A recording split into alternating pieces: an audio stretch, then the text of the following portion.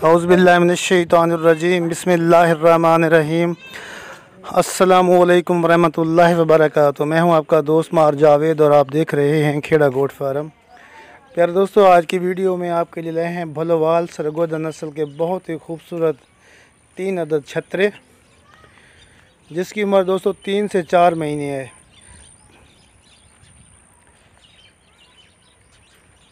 माशाल्लाह बहुत ही खूबसूरत छतरे हैं, प्योर तोता फेस, गुलाबी लंबे कान। वीडियो में 3 छतरे हैं। जो दोस्त ख़रीदना चाहता हो मेरे व्हाट्सएप नंबर पर रब्ता कर सकता है। आल पाकिस्तान के लिए कार्गो की सहूलत मौजूद है। पहले नंबर पर दोस्तों आपने ये देख लिया है, अब आपको दूसरे नंबर वाला दिखाते हैं।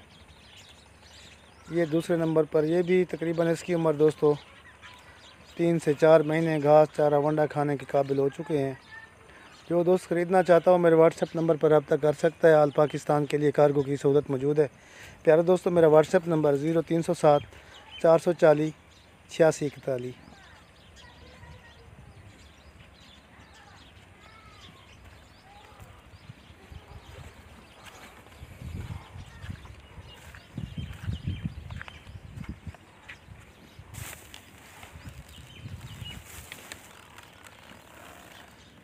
तीसरे नंबर पर यह छतरा है दोस्तों।